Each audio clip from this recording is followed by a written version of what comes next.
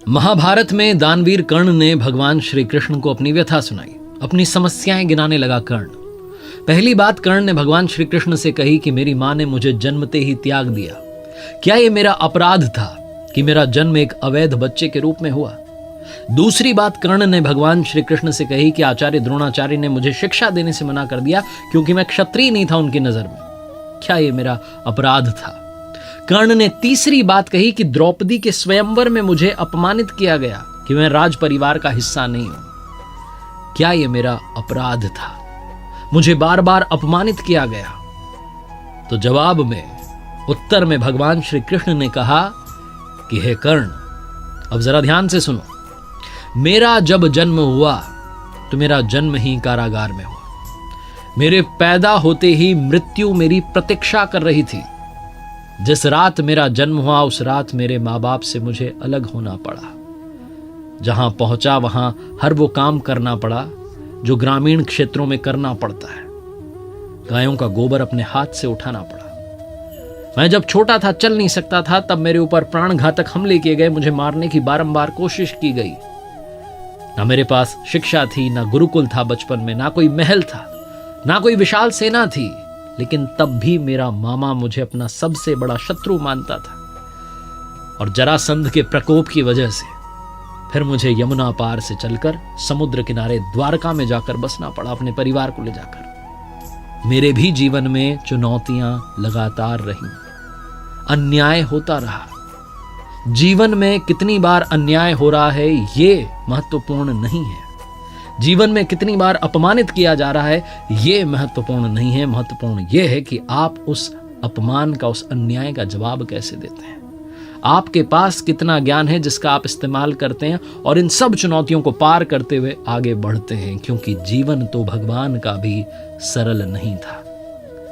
श्रीमद् भगवद गीता, जो महाभारत के मध्य में युद्ध की शुरुआत से पहले भगवान श्री कृष्ण ने अपने सखा अर्जुन को 18 अध्याय 700 श्लोक के रूप में सुनाई, उस श्रीमद् भगवद गीता से 5 बातें आज मैं आपके लिए लेकर आया हूं और 5 श्लोक ऐसे लेकर के आया हूं जो गीता का सार समझाते हैं। आइए शुरू करते हैं। सीखोगे नहीं तो जीतोगे कैसे, ये लर्निंग सीरीज। मेरा नाम है RJ Kartik. 5 learnings from Shrimad Bhagavad Gita. शुरू करने से पहले आपको बताना चाहता हूं कि अपनी हर कहानी के अंत में आपसे कहता हूं, ऊपर वाले के आशीर्वाद के साथ कर दिखाओ कुछ ऐसा कि दुनिया करना चाहे आपके जैसा। शास्त्रों को पढ़ने की बात आपसे अक्सर करता हूं और मैं खुद हमारे गुरुदेव परमहंस स्वामी श्री अड़गड़ानंद जी महाराज की यथार्थ गीता को रोज पढ़ता हूं। यथार्थ गीता के जरिए समझने की कोशिश करता हूं, अध्यात्म की दुनिया में प्रवेश करने की कोशिश करता हूं। पहली लर्निंग जिसके बारे में मैं बात करना चाहता हूं, हम सभी को पता है कि भगवान के दर्शन कब होंगे, वो प्रकट कब होंगे, क्योंकि गीता में एक श्लोक है जिसे हम सब ने बचपन से सुना है और याद हो गया है। यदा यदा हि धर्मस्य ग्लानिर्भवति भारत अभ्युत्थानम धर्मस्य तदात्मानं सृजाम्यहम्। चतुर्थ अध्याय का श्लोक नंबर 7 जो बताता है कि भगवान दर्शन कब देंगे, प्रकट कब होंगे। इसका हिंदी अर्थ निकालेंगे तो निकलता है कि जब जब धर्म की हानि होगी, जब जब अधर्म बढ़ने लगेगा, तब तब मैं अपने स्वरूप को रचने लगूंगा। इस दुनिया में ऐसा कौन सा समय है जब संकट नहीं होता? ऐसा कौन सा समय है जब अधर्म नहीं बढ़ता है? तो क्या भगवान प्रकट हो जाते हैं? हम में से बहुत सारे लोगों ने वो श्लोक तो समझ लिया, लेकिन उसके ही आगे भगवान श्री कृष्ण ने उसी श्रीमद् भगवद गीता में कहा कि जन्म कर्म च मे दिव्य मेवं यो वेत्ति तत्वतः त्यक्त्वा देहम पुनर्जन्म नयति मामेति सो अर्जुन। भगवान श्री कृष्ण ने कहा कि मेरा जन्म तो होगा, लेकिन मेरा जन्म और कर्म अलौकिक है। वो इन चर्म चक्षुओं से देखा नहीं जा सकता। वो अलौकिक है, वो दिव्य है।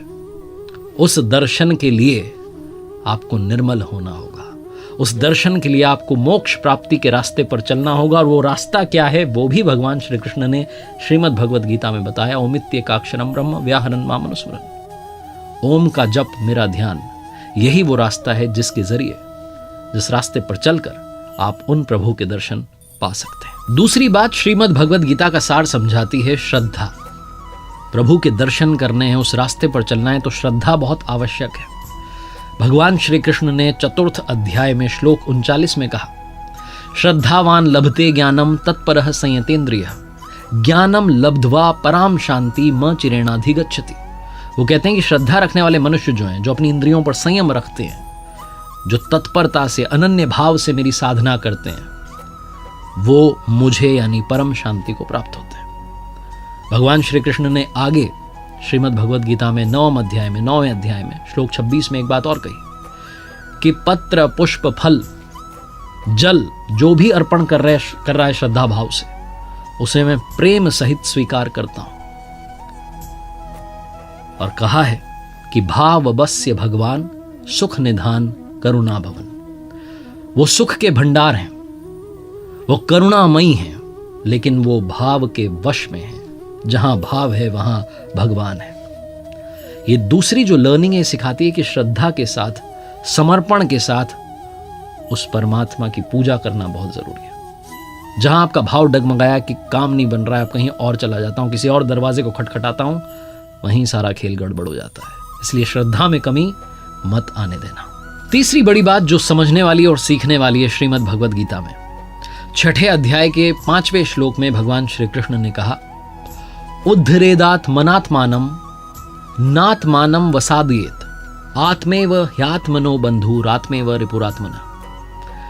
हिंदी अनुवाद अगर करें इस श्लोक का तो निकलता है कि अपने द्वारा अपना इस संसार सागर से, समुद्र से उद्धार करें और अपने को अधोगति में ना डालें। भगवान श्री कृष्ण कहते हैं क्योंकि पार्थ, हम स्वयं अपनी आत्मा के मित्र हैं और शत्रु हैं। और थोड़ा समझें तो आत्मना अपने द्वारा, आत्मानम अपने आप का, उद्धरेत उद्धार करें, आत्मानम अपने आत्मा को अधोगति में ना पहुंचावें, ये कहने का अर्थ है। और इसका सीधा मतलब अगर आप अपने जीवन में निकालें, इंसान मनुष्य जहां कहीं है, जो कुछ कर रहा है, उसका जिम्मेदार सिर्फ और सिर्फ स्वयं है। हम अपने कर्म द्वारा अपनी नियति को निर्धारित करवाते हैं। हम ही अपनी आत्मा के सबसे अच्छे मित्र हैं और हम ही अपनी आत्मा के सबसे बड़े शत्रु। हम विकारों में फंस करके, मोह में, लोभ में, काम, क्रोध, इन सब में फंस करके अपने आप को गलत रास्ते पर ले जा रहे होते हैं। हमारी आत्मा को पता होता है कि हम गलत रास्ते पर जा रहे हैं, लेकिन चले जाते हैं उन विकारों के पीछे। हमारे पास ही ऑप्शन है कि हम अपनी आत्मा का सबसे अच्छा मित्र बने, सबसे अच्छा दोस्त बने और इस संसार सागर से पार चलें। पार चलने की प्रक्रिया क्या है वो मैंने आपको पहली लर्निंग में अभी बताई। अब चौथी बात आती है कि भगवान को सबसे प्रिय कौन लगता है, उनका सबसे प्यारा भक्त कौन है। तो ये भी उन्होंने बताया श्रीमद् भगवद गीता के 12वें अध्याय के श्लोक नंबर 15 में। उन्होंने कहा कि यस्मान्नो द्विजते लोको लोकान्नो द्विजते च यह हर्षामर्ष भयोद्वेगेर मुक्तो यह सच में प्रिय। कहने का मतलब यह है कि जिससे किसी को कष्ट नहीं पहुंचता हो, जो किसी के द्वारा विचलित ना होता हो, जो सुख में, दुख में, चिंता में, खुशी में, हर्ष में समभाव रहता हो, वो मुझे अत्यंत प्रिय है। भगवान श्री कृष्ण कहना चाहते हैं जो समभाव हो चुका है, जो प्रभु की मर्जी मान करके चल रहा है कि जो हो रहा है वो करवा रहा है, अपने आप को समभाव कर चुका है, वो भक्त मुझे प्रिय है। रियल लाइफ एग्जाम्पल लें तो हमें अपने व्यवहार से किसी को ठेस नहीं पहुंचने देनी है। हमारी बातों से कोई उदास ना हो जाए, हमारी बातों से कोई परेशान ना हो जाए, इतना तो हम कर ही सकते हैं। अपनी वाणी में संयम तो ला ही सकते हैं। लेकिन दुनिया में लोग कोशिश करेंगे आपको पिंच करने की, आपको गुस्सा दिलाने की, आपको क्रोधित करवाने की, आपसे उल्टा सीधा बुलवाने की, लेकिन उनसे बचना है। जब हम ड्राइव कर रहे होते हैं, सड़क पर होते हैं, रॉन्ग साइड से कोई चला आ रहा होता है, पी करके चला रहा होता है, धुन में चला रहा होता है, उससे अपनी गाड़ी बचाना, अपनी जान बचाना भी हमारी जिम्मेदारी है। बस इतनी सी बात है। और अंत में सबसे महत्वपूर्ण बात, जब आपको लगे कि सारे रास्ते बंद हो गए, अब तो कुछ समझ में ही नहीं आ रहा क्या करना है, तो इसका भी सल्यूशन दे दिया। 18वें अध्याय के श्लोक 66 में भगवान श्री कृष्ण ने कहा, सर्वधर्मान परित्यज्य मामेकम शरणं व्रज अहम त्वाम सर्व पापेभ्यो मोक्ष यष्यामि मा शुचः। कहने का मतलब कि सभी धर्मों को छोड़ करके मेरी शरण में आ जाओ, मैं तुम्हें सभी पापों से मुक्त कर दूंगा। इसमें कोई संदेह नहीं है, कोई शंका नहीं है। और धर्मों से मतलब है कि जो कुछ आप कर रहे हैं, जिस किसी श्रेणी के आप साधक हैं, जिस किसी तरीके से पूजा अर्चना आराधना में लगे हैं, उन सबको त्याग करके सिर्फ मेरी शरण में आ जाओ, अनन्य भाव से मेरी भक्ति में लग जाओ, तुम्हें मोक्ष तक पहुंचा दूंगा। इसमें कोई संदेह नहीं है। भगवान श्री कृष्ण की वाणी है। 18वां अध्याय है, 66वां श्लोक है, 700 श्लोक गीता में है। अगर आप रोजाना 5-5 भी पढ़ें तो बड़ा अच्छा, 10-10 पढ़ लें तो 70 दिन में आप एक बार गीता की आवृत्ति कर सकते हैं।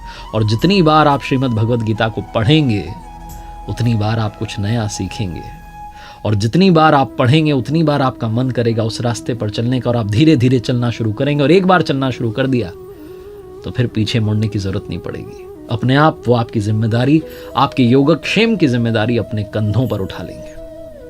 तो अगर आपको अपने जीवन में सही रास्ता चुनना है तो वो रास्ता श्रीमद् भगवद गीता में बताया गया है। एक बार फिर से वही बात कहूंगा जो अक्सर आपसे कहता हूं, ऊपर वाले के आशीर्वाद के साथ, अपनी मेहनत और अपने परिवार के प्यार के साथ कर दिखाओ को जैसा कि दुनिया करना चाहे आपके जैसा। देखिए मेरे साथ हर सोमवार सुबह 9:30 बजे एक नई कहानी और हर शुक्रवार सुबह 9:30 बजे लर्निंग सीरीज का एक नया वीडियो।